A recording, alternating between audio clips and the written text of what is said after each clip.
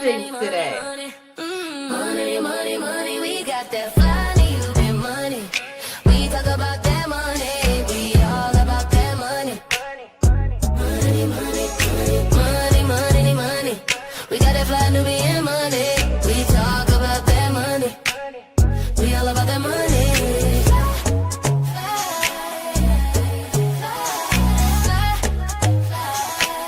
We love our black skin, our melanin, always focusing in on that money.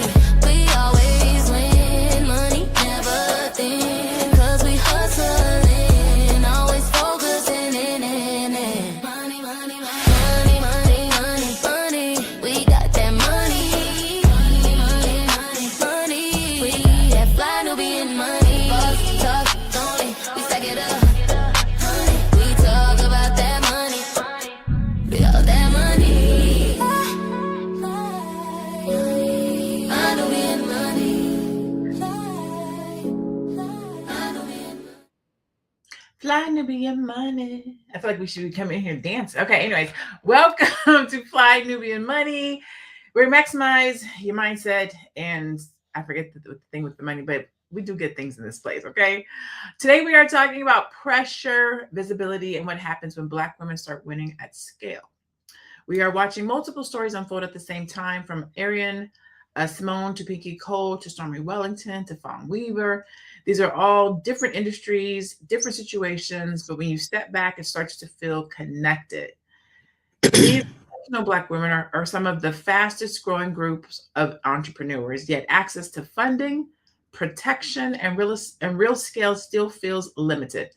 And when something goes wrong, the fallout feels loud, public, and immediate.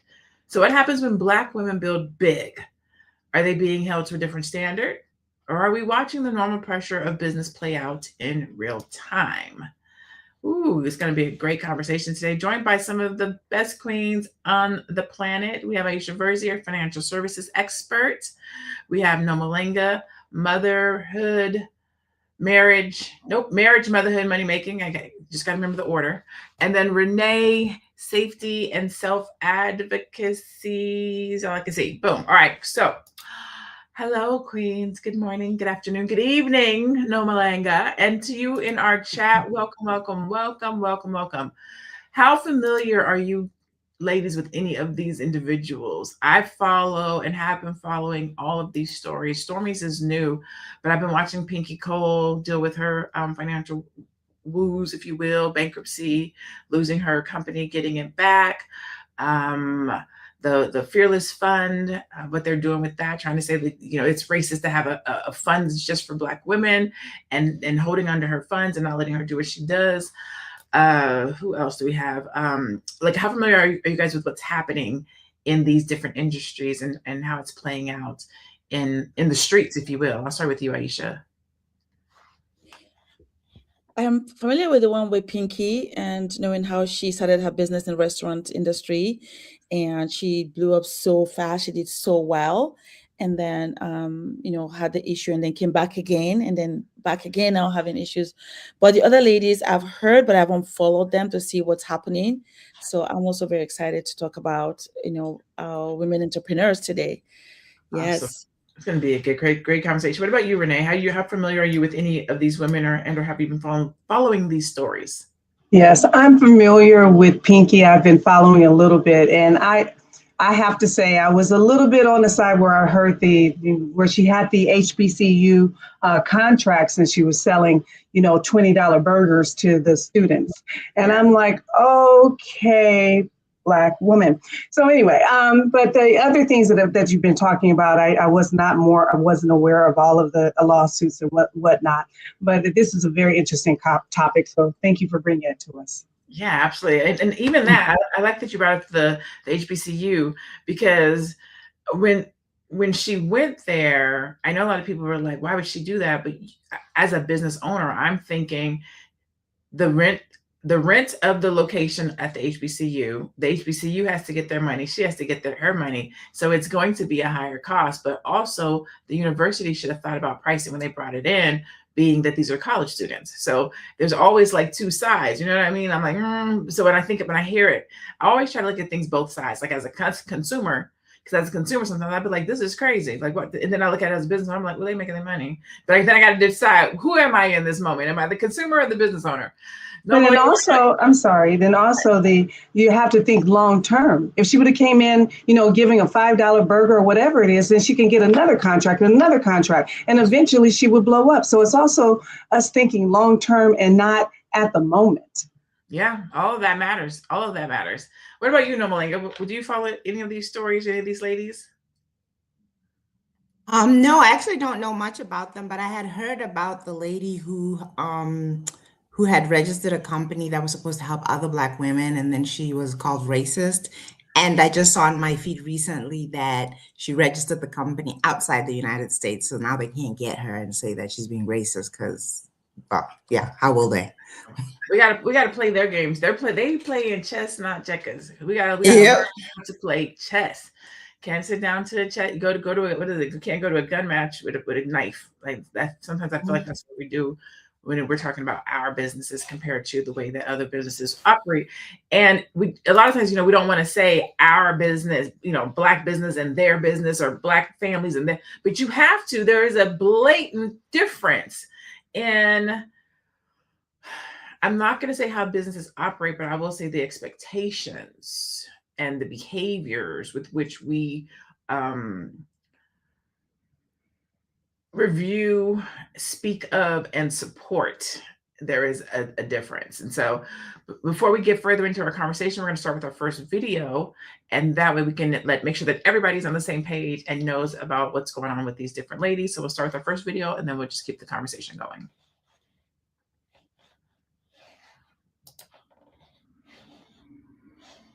The beginning. One of the conservative activists behind the U.S. Supreme Court decision for affirmative action has now decided to sue a VC firm that is supporting Black women business owners. The suit was filed in Atlanta against the Fearless Fund. The fund has a Fearlessly Shrivers grant competition that provides between $10,000 to $20,000 to Black female entrepreneurs to help scale their business. The suit alleges that the Fearless Fund is practicing unlawful racial discrimination, Section 1981 of the Civil Rights Act of 1866. This is a U.S. law barring racial biases in private contracts. And because the fund is only available to Black women, this is where they claim the discrimination lies. I will never not be amazed at how people take safeguards that were created for Black people, for marginalized and disenfranchised communities, and try to weaponize those same laws against us.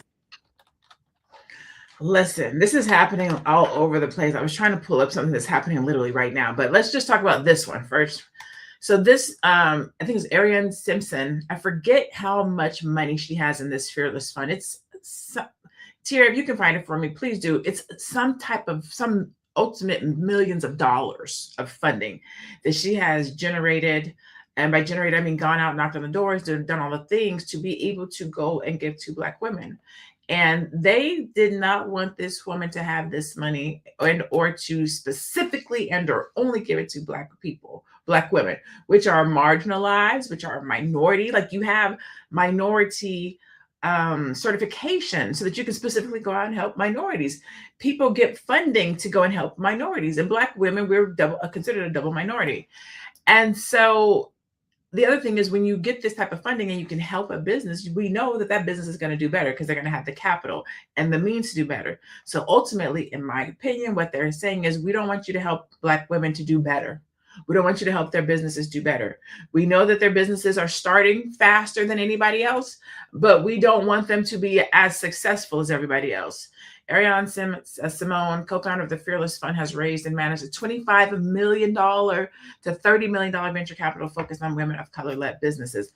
Do you know what $30 million could do for Black women business owners and capital?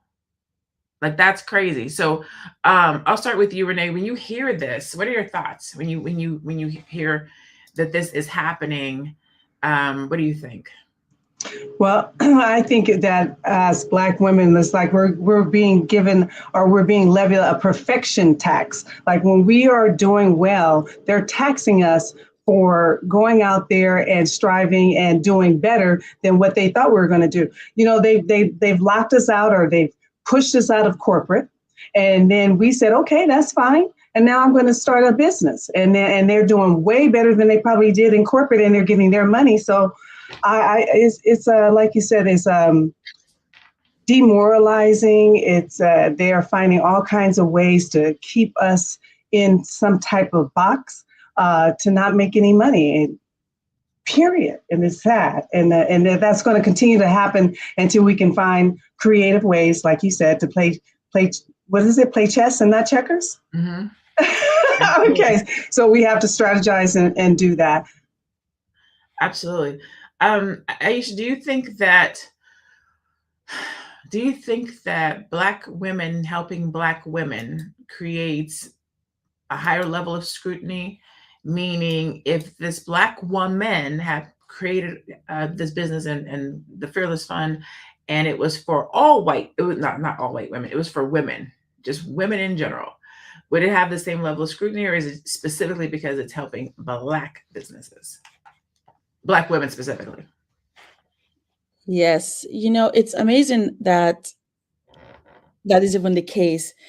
The fund was specifically raised to help the community of Black women, right? That was the whole purpose, that she did all this and raised all this money. And then now that she's helping the people that she was targeting, that was a problem. But I agree that the scrutiny will be there if you make it a point. I think that is where the chess and checkers comes to be, because sometimes I think maybe we put out our cards too openly. You know, people play, they wear dark glasses, so you don't know their moves. That's why when they play those games, so you don't know what their eyes are doing. But we just open our hands so they know exactly what we're doing. Then they can come back to that against us. So now the case about the strategy, so to avoid the scrutiny of being told, hey, you can't give money to only this person or that person, when we know that it happens all the time. People only help their communities first. Then whatever is left over, they might look at other people, but they won't say it. They would never say it. Right in front of, they would never say it. So the scrutiny comes because we're so open about it and particular about it. So they say, they will have to go after you and get that money back from you if that's what you want to do, even though they know that was the whole point in the first place. So it's very sad that that's happening, though. It is very sad. It's very sad that it's like, even when you sit down and play chess, Mm-hmm. and you learn the rules and you figure out how to play it, they say, the rules have changed. That's not how we want to play. You got to play it like this now. Now you got to put your hand behind your back and jump on one foot. And okay, now play. Let's see if you can play it like that. And then when you learn how to do that, then it's like, no, we're going to change the rules. Let's play it a different way. Nomalanga, you are an entrepreneur, a business owner. What are your thoughts with regards to the Fearless Fund, and specifically, do you guys have funding like this in Africa or where you are? Yes, ma'am. You guys have these same types of this same type of scrutiny? Well, no, because again, in most African countries, and probably all, the population dynamic is reversed, and that the majority is Black people. So it's, you know, so if you just said I want to do something for women, then you're just going to cover mostly Black women. Okay. But yeah. But you know, I think it's funny. Just before I got on the show, I was talking to my husband, and I said, you know, being Black in America can be so exhausting. Listen. But I was saying that. But one of the things that I think is constructive is all of you have touched on it, but it's really about how we structure things and the systems that we build. The reason why they were able to attack that particular business or initiative is because she was in a particular business or corporation class, and then they said, in this class you can't do this or that. So it's just a matter of how do you structure what you're setting up, and then what parameters do you put in place to say who qualifies and so forth. So yeah, it is really about just being very strategic. And like you said right in the beginning, you know, they're playing chess and we might be playing checkers. So it's time for us to level up, so that we understand, there's this thing we used to do, I think it was in business school, called the SWOT analysis: strengths, weaknesses, opportunities, threats. So when you set something up, you've got to know that one of the threats is going to be that somebody's going to accuse you of being racist or biased or something like that. And what are you doing to mitigate that? So it really goes back to our systems and our structures and the strategy, so that we're hitting the people we want, but we're circumventing the garbage. Yeah. Yeah, and LaToya, we are gonna answer your question. I see it, and we're gonna get to it. One of the issues I feel like, and we're gonna go to another video in a hot second. I think that this one, I want to just circle this real quick. Is this in particular one is happening across the board in a variety of different ways. I found what I was looking for. This lady named Erica Jimenez in California. She's a mother. She's described in reports as white or Latina. She filed a federal class action lawsuit in April of 2026. This is when I saw it, against the Pasadena Public Health Department and State Health Agency for denying her access to a Black infant health program. So they have this health program specifically for Black women. She's a white and or Latina lady who went in there. They said it's for Black women. She said basically that's racist. You can't do that. And so she's suing. And so I feel like there is an attack on things that are for us. You see what it says. It outlines who it's for. And then you go in there and then you outcry. But you knew who it was for. The writing was on the wall. It said who it was. When I went through Black, what's this program called?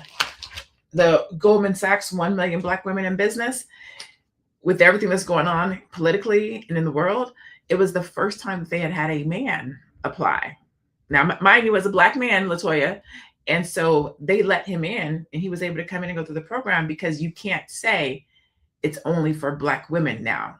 Now that's not, you can't say that in those types of environments and keep funding. So they had to let him in.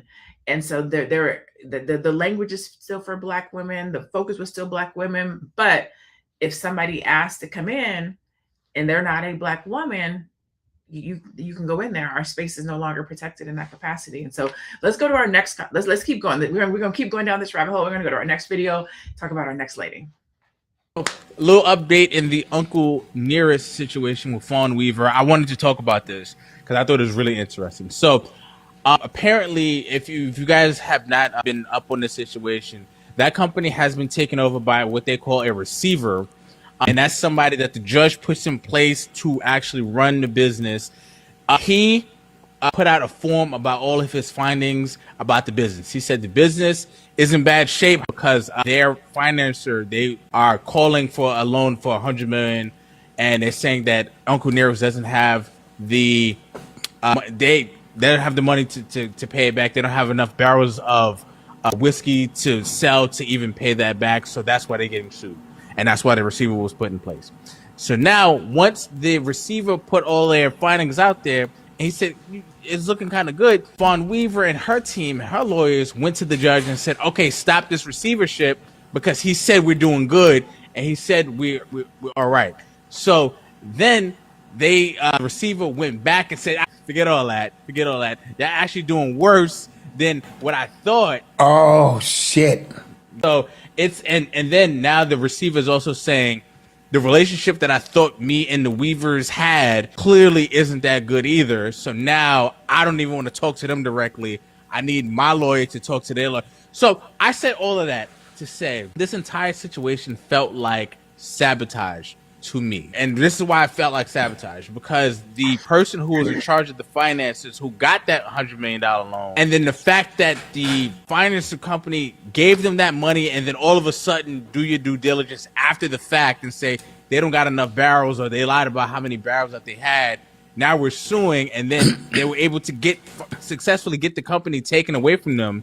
Essentially, that feels like sabotage to me. That feels like they knew that this was a financial move that we can pull to not outright, not like it's not a hostile takeover of the business. We can go around, you guys to take over that business. And I remember when this was first announced, Oba said that the Jack Daniels family, or that creek where they make that whiskey, is drying up, so they need this one. They're taking it right from under her. It feels like sabotage. So I have been following Fawn Weaver for a while. I've been following this story for a while, and a lot of what he said is true, right? So a little bit of background, how we got here. Somebody signed paperwork saying that we have X amount of barrels. And because of these X amount of barrels, we should be able to get this loan because we're going to be able to pay it back. Somewhere along the line, the people servicing the loan, holding the loan, said, hey, we're looking through this paperwork. We want to verify the barrels. And when they went to verify the barrels weren't there. And so the loan people said, okay, well, we want our money now. We want all of it. We want it now. And they're like, we can't give it to you now. And from a financial standpoint, they were like, okay, well, we got a problem. And so that's why they had to get the receiver. The receiver had to go in there and look at all the things. Now, let's just talk about that part. We're not talking about their business specifically, but this is a business conversation. Look at your contracts. Look at your paperwork that goes out of your office that somebody signs. Fawn was saying that Vaughn said, we didn't know. We didn't know that that's what they said. We didn't know that that is what they had did. What are your, we're gonna take this bit by bit, and we're not placing blame. We're having a conversation on what do we do better as entrepreneurs? What could she have possibly done to make sure that she didn't get into the situation? Because a lot of this happens a lot as you get bigger. Pinky talks about this too, is as you start elevating and getting bigger, you can't touch everything and you can't see everything. And so you put people in place that you think are going to take care of everything. And the person that they had in place over their finances dropped the ball, allegedly. And so, Aisha, when you hear this as a financials expert, somebody's going out making loans for a company based on fraudulent information. Let's not say fraudulent, because then that sounds like they didn't know. Based on information that wasn't true. Let's say it that way, right? What are your thoughts? If the truth is that the receiver went and checked and everything was not complete, the info was not complete, then I can say there's a problem, because you want to have the right person, especially when you're that visible. Everybody knows your company. You want to make sure you have people that are actually competent, getting the paperwork together and making sure that everything is checked and double checked before you go in for the loan or whatever you're doing, and also have a backup plan. Say if this loan we are receiving, if something happens in between, maybe something was forgotten, and we have to now maybe face this, people that are giving us a loan, we have a backup plan, right? So I think, unfortunately, I'm sure on hindsight, this go back to say, man, we should have double checked, making sure that we had the right things in place, and whoever was giving us account of what we had, that everything was correct. Because I'm sure the people that give them the loan were eager to give them the loans until then something went wrong. Then now they're going back to double check. So I think the best thing to do anytime is just, if you're that visible or you're starting out, you're that visible, to just make sure that your books are really tight and they're up to date, and the quantity, the refill, everything that you need for that time for everything to go smoothly is in place. Otherwise, this can happen and it looks like a hostile takeover, because then now you have nothing to fall back on, and they can just push you around, and before you know it, what you built taking so many years to build can be taken away just like that, just because somebody didn't do the paperwork correctly or things were not done accurately during the whole time. It was a hostile takeover, I believe. You think it was hostile? Tell us why. I think it was a hostile takeover. They set them up as they always do, but the reason why is because what I'm not seeing is grace. So, okay, they didn't have the whatever amount of barrels. They may have had 50 barrels. So that is easily, we can correct that now. So, whatever amount of money we less deducted, whatever it could have been, we can have some grace about it. We understand it could have been a mistake, but no, to me, that was specifically, and how he explained it is like they set it up, had the books, that financial person, whatever. And then they did that because you can always, we make mistakes. We're human. We're not a robot, and we're not going to see everything. So that's where you have grace. And what I see, they don't have any grace. You know, we've learned you got to be double. You have to be better than them. You have to, you know, twice as harder to whatever. Come on, I make mistakes. So can we work this out? No, because they wanted that, and that's what they do. So are you saying that you think that the person who was over the finances was planned? Are you saying that that person was part of the setup, or that the industry going in, pulling her card on not having the barrels, and then forcing a receivership was part of the setup? Mhm. I believe what you just said, that second part. I believe that. And So then that would align with not having grace. So we're starting a business. This person is out here, they're trying to get us money. They did what they had to do.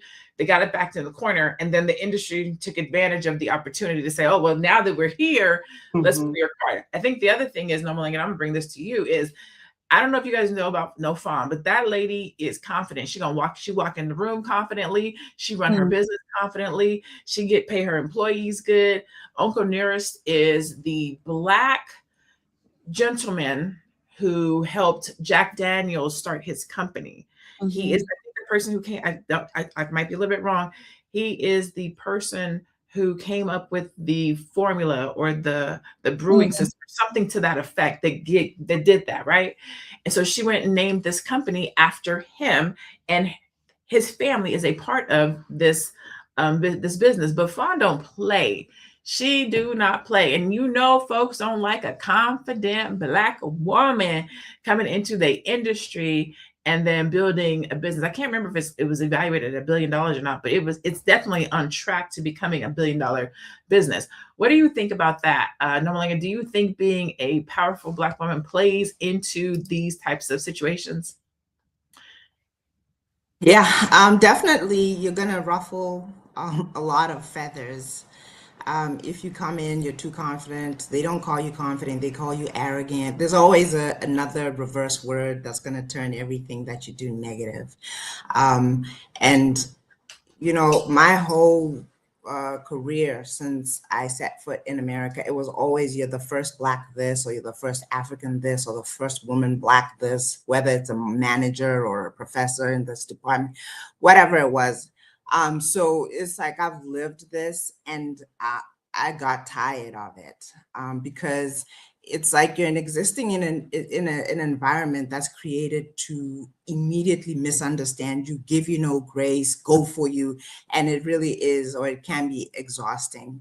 But it always brings me back to what eventually I started to really believe, and I wasn't just saying it. I really do believe, like, oh, if you're gonna get a loan, get it from a Black bank. My goodness, because it really comes down to, if we try to patronize each other's businesses, sometimes it does kind of keep us small, but it does to some degree keep us safe. And I've seen how when you try to step away from your own community to grow and grow exponentially, it can sometimes just be as devastating as this. So you always have to balance that.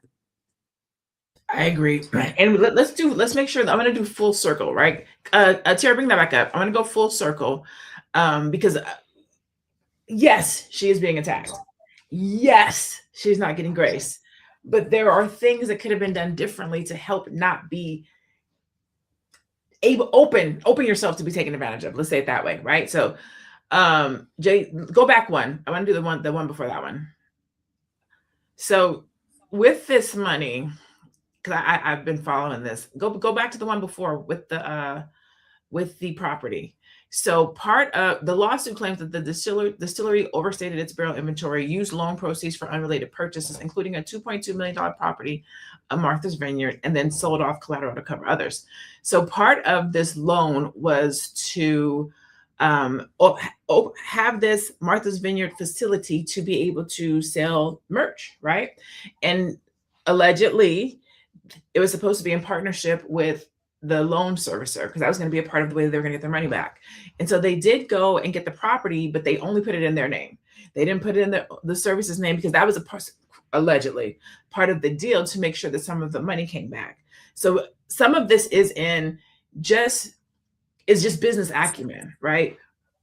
Don't open yourself up so that somebody can come in and take advantage of you. And that's not to say that you could do everything right, because like Renee said, you're going to drop some balls. You're not going to get everything right. Yeah. Right? But we're human. Some things that you do so that you don't open yourself up. And then the other thing was the Jay-Z thing. I guess she borrowed $20 million from Jay-Z. The company is accused of trying to hide a $20 million investment from Jay-Z's Marcy Penn firm, moving the funds through a separate company to avoid oversight. So just little small things that could have been done better. Now, I say that to say this. They do it all the time. And I hate to say they do it all the time, but you have to say they do it all the time, because they hold us and we hold us to a different set of rules. We have to jump higher. We have to run faster. We have to be twice as good. Our ice has to be colder. Like, all of the things have to happen. Lord. Okay, look, let's look at our next lady.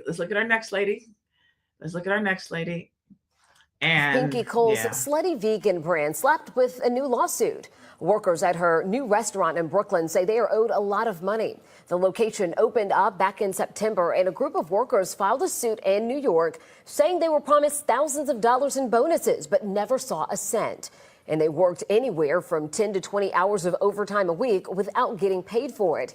This is the second similar lawsuit tied to one of Cole's restaurants. You might remember back in January, employees of Bar Vegan at Pont City Market sued Cole and two of the bar's co-owners, saying they were keeping tip money from employees. Cole responded at that time on social media saying she doesn't mess with employees' money. We reached out to her tonight for a comment as well, and we'll let you know when we get a response. So with Pinky, I feel like this poor girl can't catch a break. It takes me back to, if you open the door just a little bit, if they find a sliver of something that's not right, I feel like they start tearing your whole business and company apart to find all the things that aren't right. Right? The dude has gone bankrupt a gazillion times, has not paid people, has closed up projects, and I'm talking about y'all's president, and he is the president of the United States. If you look at his business track record, he should be broke. He should have no power. We should not have a man that can't run a business as the president. But yet we have these Black women who are out here doing the damn thing, learning as they go, like most Black entrepreneurs are, right? You're usually the first entrepreneur in your family. You're learning how to do entrepreneurship. You're going to make some mistakes. You don't have no other millionaire friends. You don't have anybody else who has done what you have done. And a lot of these businesses were like, I'm not going to say overnight successes, but they like took off quick. It happened fast. They didn't know what was going to happen. And so when you see something like this, I do believe, Aisha, you say you are familiar with Pinky Cole. That clip was about was about taxes and tips, but right now a lot of her information in the news is around the bankruptcy or the fact that she had lost the company, had to get it back. But she's literally learning as she goes. What do you think? What do you think about the whole, do you think that there is a thread or something that's consistent between each one of these ladies' situation that outcries this is an attack on Black women, on Black entrepreneurs? I do see it. I think not too long ago we talked about Hanifa, because things happen and things were delayed, and they just started slamming her all over the place. The good news is, at least we know that the African American women, we're growing fast. If a business is started, we're growing fast. So I guess now, seeing what is happening and seeing the thread of things happening, perhaps we can start doing this a little bit more different, maybe having mentors in business. So that way, the good news is that we're really growing quickly, but sometimes we grow so fast, we make more mistakes, because then we can't see the people that are running things for us. We're trusting them to do things for us. And then when we fall, though, who takes the blame? We take the blame. The key person takes the blame, even though maybe there was somebody there somewhere doing what wasn't right? And what is the employees are not being paid, because I'm sure she has somebody that's supposed to pay them, but because they are the ones that are the face of the business, they take the fall. So I'm hoping that as we're hearing all this happening and seeing that there's a common thread going through all of them, this women come out and they become successful very quickly, but then somehow they start getting hit with huge problems and money issues, even though the money was no longer there. Maybe we should start learning more about it and using that as a a step for us to now learn from them. So if we get that opportunity to be like them and grow that fast, we'll put the right systems in place so that this doesn't keep happening. Because if it keeps happening, then we'll keep going backwards instead of going forward.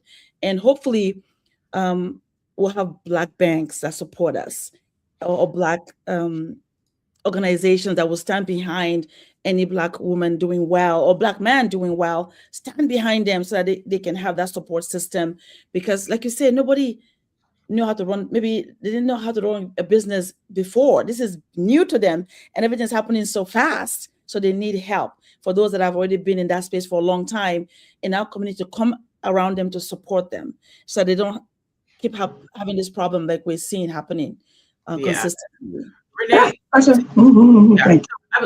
Deborah said with Uncle Nearest, they were big mad about Jack Daniels being exposed for stealing Uncle Nearest's brand.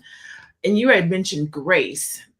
When you go into these big industries, these big arenas, and you do these big things, right? And pardon my language, finger the fact that y'all did it wrong, you stole from us, you built this mega brand on the back of this Black man's invention idea. There was no recognition at that time because he couldn't have it, but we know that this is what went on, and now we're going to come back and build back better. I want a piece of it. You shouldn't have it. You shouldn't be there. I forgot who talked about the creek and the access. What are your thoughts? Do you think that whenever we get a leg up, especially if it's in an industry that they dominate, like you can't have sports. You can't have sports. You're not gonna have sports, no matter what sport it is. If we come and try to play it, we're gonna dominate. We just took over some type of skiing event this past Olympics. That Black girls out there, like, you can't have sports. It belongs to us. Maybe you can have the alcoholic liquor.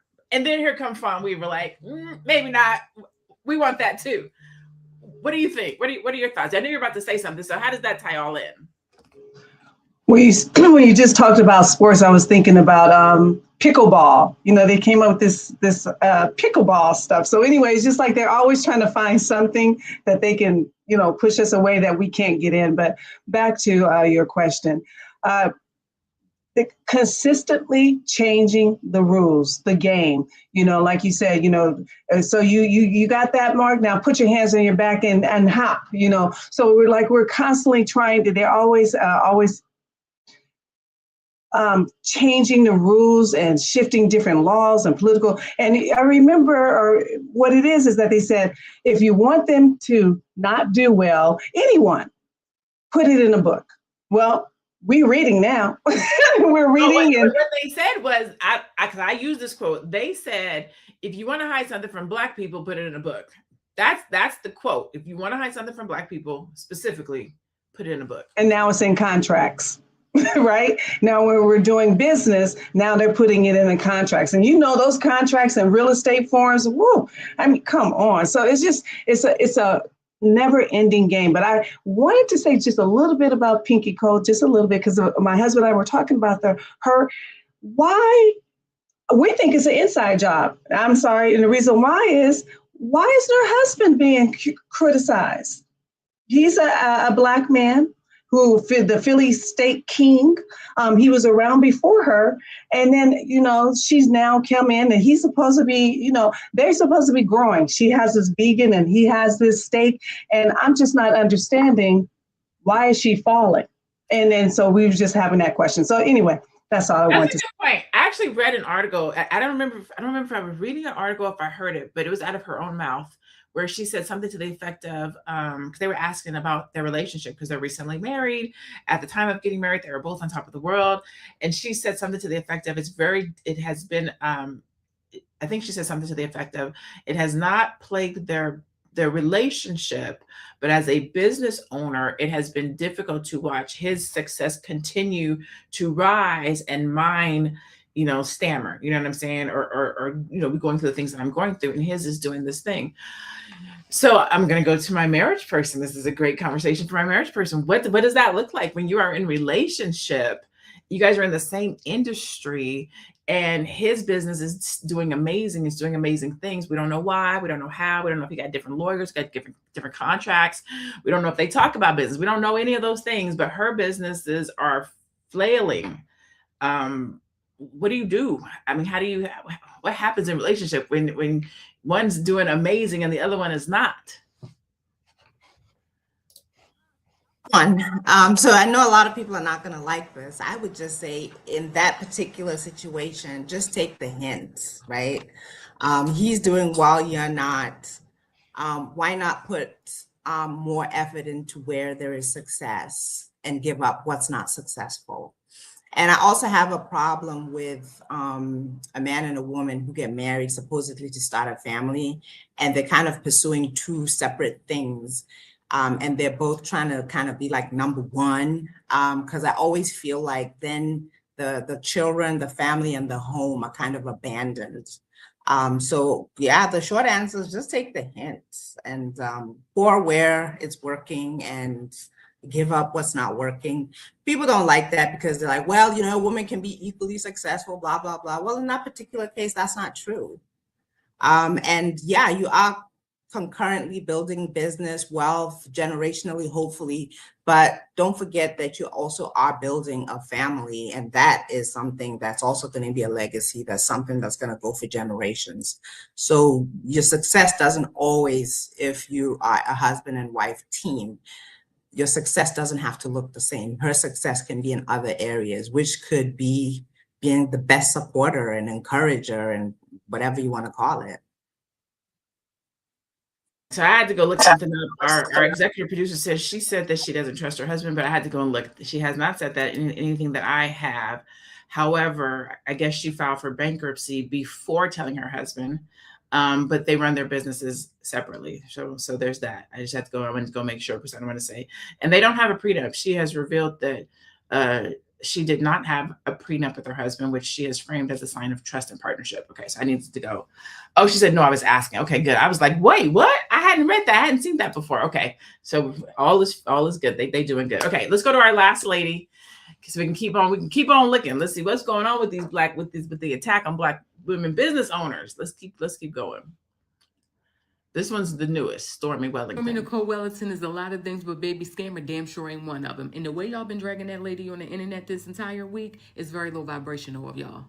And to the people in the back, let me help y'all out. So everybody that keeps saying, oh, the feds don't come knocking on your door unless they got some evidence. Baby, the feds and the FTC, which is the Federal Trade Commission, are literally two different agencies, okay? And when it comes down to FTC, they deal with civil cases, okay? Not criminal cases. So I don't know if that's why y'all are using the word scammer because y'all feel as though she created or committed a crime, but that's not at all, okay?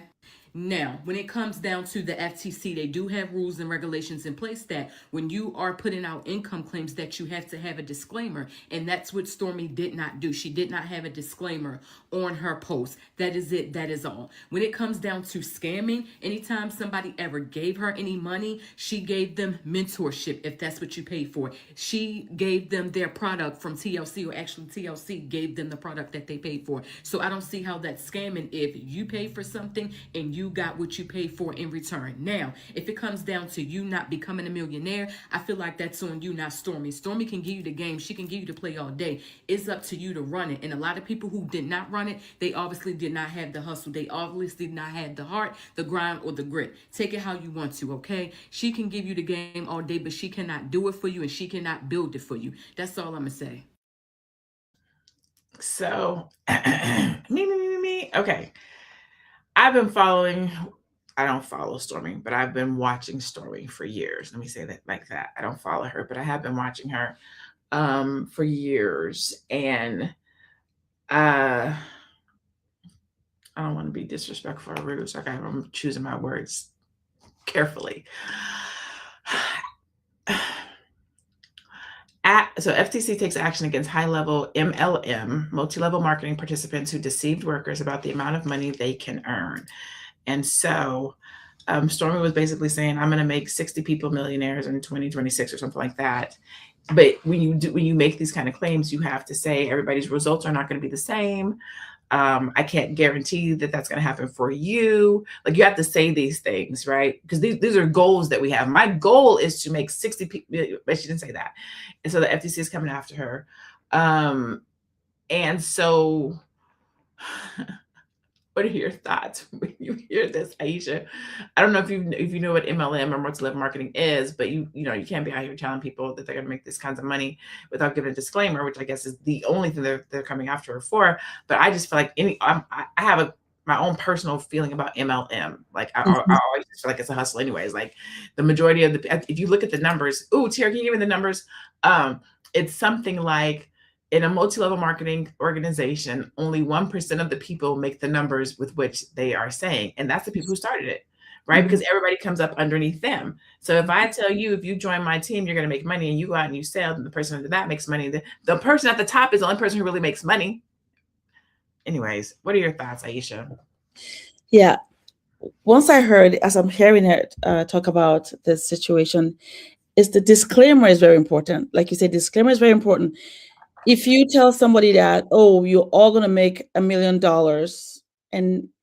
but then you don't tell them that the hustle or the work is sold separately, then you are also not being honest, because then who's the scammer?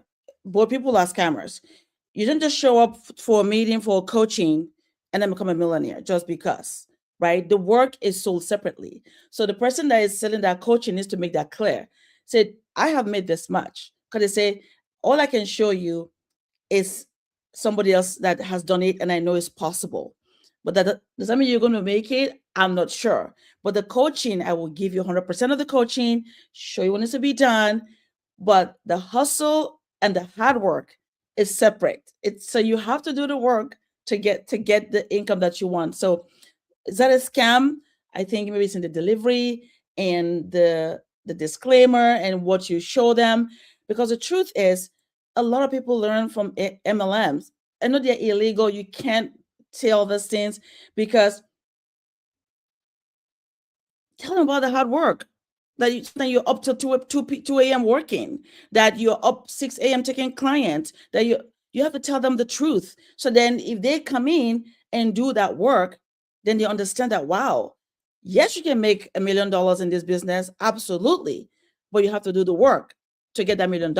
It's not just by me coaching you and now you make $1 million. That doesn't work like that. And that then means you're not really, you're not being honest and tell them all the gamut of what it takes to earn that $1 million. So the work is the hardest part. And I think that's the part you can't sell. I can't sell you work ethic. I can sell you the game. No. I can tell you what to do. A producer says the hustle is sold separately, right? The hustle is, so if you don't know how to hustle, I can give you step by step. If you don't know how to get out here and hustle, I'll tell you, when I was younger, I've hustled my whole life, but when I was younger, I used to sell perfume on the corners. This, like, I don't know why I wasn't wanted to be a salesperson, but I used to sell, like, why do people have to sell them perfume? And you have to hustle to sell somebody a knockoff perfume on the way from the door to their car. Like, you got to walk with them and, hey, you smell it. You got to spray it on. You got to hustle to be able to get this person to buy this knockoff Giorgio or this Fahrenheit or whatever it is you're trying to sell them. Hustle, right? Because when you hear that, when you see it, you're like, oh, I can do that. And then you get out here and you do it. But it's sold separately. If you don't got it, you don't got it. I don't know how to teach it to you. I don't know how to show it to you. But our executive producer made a good point. She said that, what about Mary Kay and what about Herbalife? Like, there's a gazillion different types of MLMs out there, and people make money. Now, she might have just not chose the right one. TLC states that 76.8% of active participants, which is 23,124 people, did not earn any compensation. None in 2023, and that at most 0.4% of all active participants, 113 people, earned more than $5,000. Similarly, for Mossy, which is our other company, income disclosure statements posted to its website shows that in 2023, fewer than 1% of active participants earned income in the six-figure range, the FTC alleges. So it's hard, right? The other thing that she said is, I will help 1,000 families make 5 to 7 figures in the next 90 days to 12 months. That to me is a realistic claim. 1,000 people, 5 to 7 figures. That's not even a lot of money. 5 figures is just $10,000. Now, if you know how to hustle, if I give you the game and you can't make $10,000 in a year with the game that I gave you, who's responsible at that point? Renee, what do you think? Absolutely. You're responsible. You have to take responsibility for your actions and what you do. Like you said, you can give them the book, the recipe and everything, but you got to go in there and cook. You got to say, okay, I need to pinch this and a little salt here and dab it and dip it. And then also then put your own little flavor into that. So, you have to work and make sure that you can comprehend. And then if you have questions, ask those questions. But you have to have that hustle in you. And you have to have that ingrained to say that I can't just sit on my butt, or let's just say you can't just sit at the door and hope that a man come to your door for you, right? So you got to get out there. So anyway, the point is, it comes from inside, and you have to get out there and hustle. Yeah. Man, I wish you knew who Stormy was, Nomalanga, because this would be such a much better conversation and question if you knew more. But Tia, can you put her background back up there for me? One of the reasons why I follow Stormy is we have a similar upbringing, if you will, a similar past, and so that's one of the reasons why I've watched her. Dr. Boyce is like, "Hey, are you familiar with Stormy?" I'm like, "Yes." Stormy Wellington rose from the mud, foster care, strip clubs at 13, teen mom by 15, to become a self-made multimillionaire, entrepreneur, author, global speaker, and transformational coach. And let me say this, her journey is amazing. What she has built is amazing. How she has done it is amazing. I love her hustle, her work ethic. I just don't like how she speaks to people, but that's a me thing. That's an older lady thing. I don't feel like I don't know. Something about calling Black women bees and just talking to them crazy. It irks me for me. But I'm a seasoned woman of a certain age. I'm about to be 50, so maybe it's just at where I stand. I'd be like, you can't talk to me like that and motivate me. However, what she has built, with how she has transformed, how she aspires, the legion of women that follow her, and she has, in fact, I believe, created 30 millionaires or something like that. So she has, you know what I'm saying? And she works for the people. I would say maybe 99% of the people who follow her are Black women, right? I would guess, I would say probably. So, and she does the scripture thing and all the stuff. So all of that is that she do got the Grant Cardone thing. I don't know if y'all are familiar with the Grant Cardone scam, not scam, but just anyways, I'm getting too personal. Nomalanga, what are your thoughts? What do you think about, how familiar are you with MLM?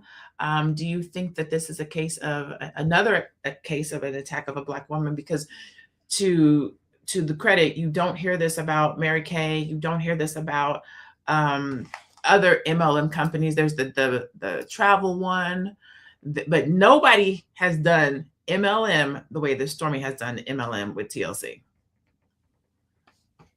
I'm not that familiar with her or TLC, but I did do MLM, and I will go 10 toes down for them and say they are some of the best sales training entities out there. I promise you. I think I did. I started with Legal Shield at the time. It was called Prepaid Legal, and I saw. I don't have to say. I saw actually family members be able to quit jobs and support their families on what they made. I did Avon and Mary Kay, but then I was just trying whatever. I failed miserably. At all three, failed miserably. But whenever I talk why about do you think that was though? But why do you think you failed miserably? Because I think that's important. It was because I just didn't understand like the hustle and the grind. I just didn't. I was coming from that mindset of you show up on your little computer and you type up and you look pretty and you clock out and you go home, and that's not it, And I used to write a lot, and I used to write that I started out with MLM and it taught me a lot. And if you see me grinding and pushing and talking about all that, I learned that in the MLM. In the time when I was doing MLM, they taught me a lot, and I will still say that to this day. I think even if you have like young adults, send them there. They might fail, but they will learn something. So, and I also used to have to defend MLMs a lot because people will say, well, it's only the people at the top that are successful. That's true, because the same thing with the corporation that you work for. You're never, ever going to make the millions that the CEO is making. The lower you go, the less you make. And then unless you rise to the higher levels, you just are never going to make, you're just not going to make it. But what I did love about them is I did see people who came, and usually there were people who came in, hit the ground running, and they had massive success. And these were typically people who had, you know, the biggest whys. It was like, I have to do this. I have to succeed at this. And if I don't succeed, I'm on the street. So their level of hustle is different than a little housewife sitting at home with her baby and thinking, oh, I could do this for a little extra money. That's a very different, it's a very different scenario. But to this lady, I don't know enough to know if they were targeting her specifically, but I still go back to the basics, the business basics.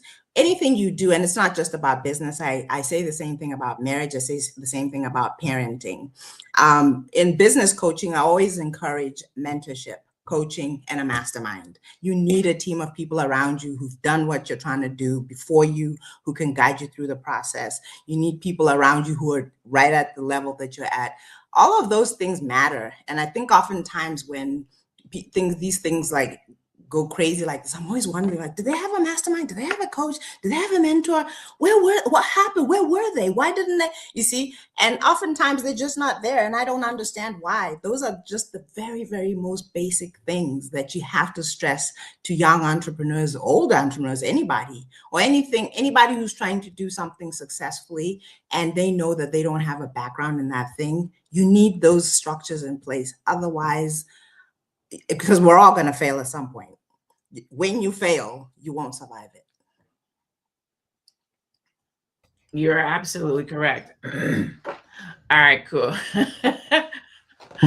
The behind the scenes of producing. Okay, cool. So, man, this has been such a good conversation. I think it has. We do have to keep our ice colder because it's expected, right? We do have to support Black women because we are under attack, right? This is International Black Women's History Month, and I have been honored to be our Black Woman Fact of the Day. And the fact that I'm going to share today is that Black Power, which is a conference that I started in 2021, turns 5. It is one of the first things that I have done consistently for 5 years. Thank you so much, Aisha.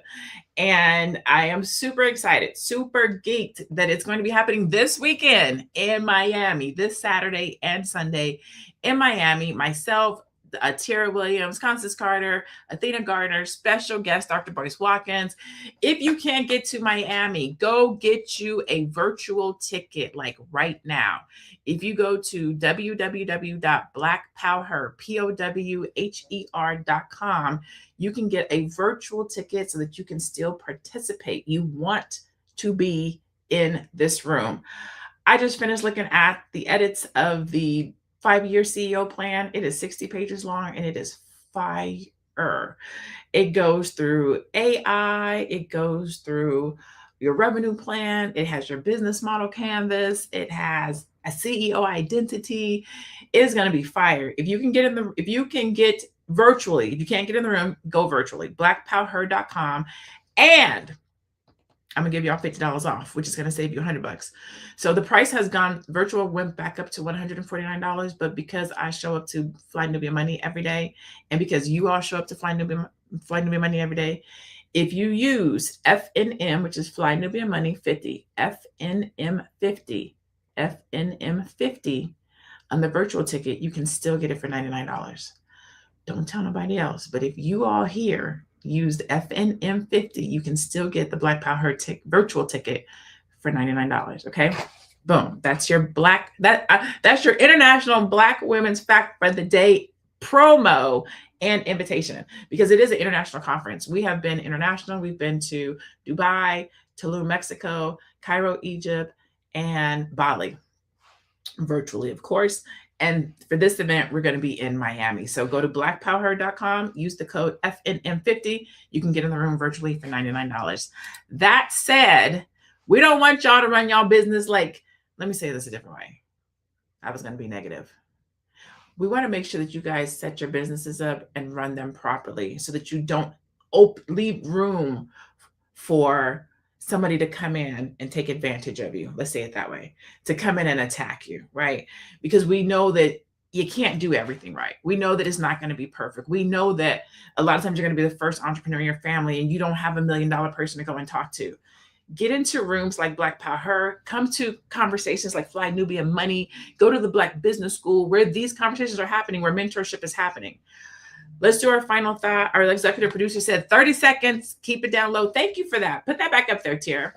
We're going to do our final thoughts as we head out the door. I'll start with you, Aisha.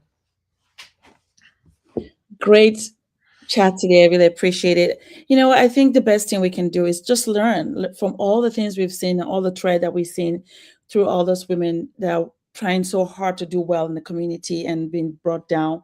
Let's learn from whatever it is that they did wrong. Let's learn from it, and then whatever they did well, let's grow with them in that space. Get mentors, like we're talking about, and get mastermind. And but the grind is real. The grind is real, and just keep it that way. And I'm sure all of us will succeed if we just learn from their mistakes and just keep moving. Thank you. Oh, where can you find me? Black Business School and Aisha.com. Love it. What about you, Renee? Sorry. I would just say for me, I have, because I don't have, as I'm going on, I got the Legal Shield, Business Legal Shield, which is very cheap. I'm not trying to promote them. I'm not getting any what you call it, money from this or anything. I'm just saying as a business owner, I got something where I can, ask questions and whatnot. And also AI. You have a contract, you throw that mug in there, get a real good thing and ask the questions, identify what the pitfalls in this contract. Once you get that, go to your Legal Shield attorney or whomever, pay that $39 and go through it. So there are ways for us to protect ourselves on a budget. I'm Renee Williams. I'm TricycleSync.com. This is an app that will protect Black women. Check it out and let me know what you think. Love it. Thank you so much for being here. Miss Nomalanga. Final thought. I'll just double down on what I actually already said, is just the importance of mentorship, coaching, and masterminds. I have yet to see anybody be successful, like crazy successful, without some form of that, preferably all three. I actually, when I do business coaching, it's a standard. It's like the most basic thing about it is you have to have people that are going to help you. Sometimes people on your own level are going to have almost exactly the same problem, and you're looking for solutions and you're throwing things out there, and that really helps. But sometimes it's amazing that when you're having a meltdown and you go to your mentor, they can tell you in 30 seconds how to solve something that you thought was going to end your life and your business. So those are very important things, and I can't stress it enough. And I hope that we take advantage of them, because sometimes they come for free. And if you have to pay for them, take it as seriously as you take your marketing or your lawyer or whatever else it is. So I can't stress enough to be around a community of people who are going to help you be successful. And like I said it before, I'll say it again, you're going to fail. Having those structures in place is the difference between failing and staying down, or failing and failing forward. There's a book actually called Failing Forward. Failing and falling down, or just failing forward. That's the difference. Where you can find me, I'm also at the business school. I got 2 courses there. One of them teaches you how to transition from working in the corporate or wherever you're working to becoming an entrepreneur. The other one I designed for parents who are interested in homeschooling, even if they want to do it supplementally. Those are both at the Black Business School. If you just search my name, you'll find them.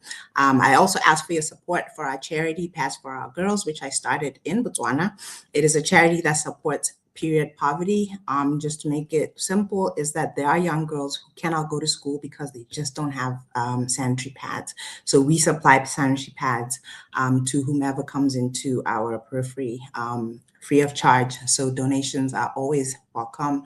The smallest amount counts. You just go to padsforourgirls.com. And I always say our biggest donors are actually our audience here at the Black Business School and other online platforms that I appear on. So thank you, everybody. I love it. Thank you all so much for being here. Thank you to you in the chat. We appreciate you. We love you. We thank you for showing up and rocking with us every day. I am Dr. LaNée Javette. You can find me online at I am Dr. LaNée Javette. Right now, I'm pushing Black Power, so that's the handle that you see up there. Again, if you can make it in the room, please make it in the room. If you can't make it in the room and you want to sponsor somebody else, you can buy a ticket for somebody else too. I always forget to say that because there are people who are trying to get in the room. So if you do want to be a blessing to somebody, you can sponsor someone so that we can make sure that they don't have these types of situations, or we can try to help them. See, look, now my FTC ain't coming for me. We can try to help them make sure that they don't have these types of situations happen to them. So today's conversation is not about individual stories. It is about what it takes to build, sustain, and protect a business, right? Because if the fastest growing group of entrepreneurs is still struggling with access and protection, then we have to ask what system they are building in. And more importantly, who that system is really designed for. Booyah. All right. Thank you so much again for joining us. I'm Dr. LaNée Javette, joined by Aisha, Nomalanga, and Renee. Go out, have a great day.